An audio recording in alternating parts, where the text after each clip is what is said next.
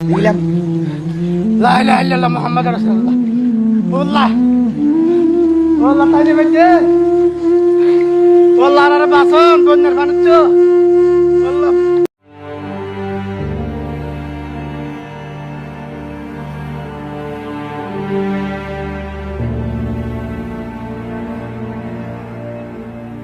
গত কয়েকদিনের টানা বৃষ্টিতে জলাবদ্ধতা দেখা দিয়েছে দেশের বিভিন্ন জায়গায়। পানিবন্দী প্রায় কয়েক লক্ষ মানুষ। শহর কি রাঙিনা সবই এখন পানির নিচে।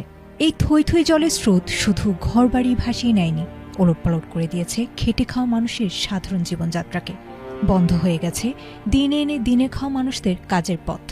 এ যেন এক অভিশপ্ত অধ্যায় পার করছে পুরো দেশ।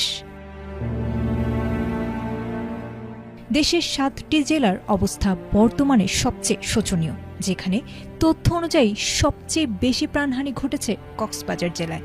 বন্যায় পানিবন্দী হয়ে পড়েছেন অন্তত 2,68,000 পরিবার। ঘরবাড়ি ডুবে যাওয়ায় উঁচু জায়গা কিংবা আশ্রয়কেন্দ্রে ছুটছেন মানুষ। পানির স্রোত আর ঢেউয়ের তোড়ে অনেকেই সহায় সম্বল হারিয়ে পথে বসেছেন। চারদিকের এই অসহায়ত্বের ছবি দেখে বোঝা যায় পরিস্থিতি কতটা ভয়াবহ আকার ধারণ করেছে। এই বিপর্যয়ের সবচেয়ে কষ্টের দিক হল প্রাণের ক্ষতি।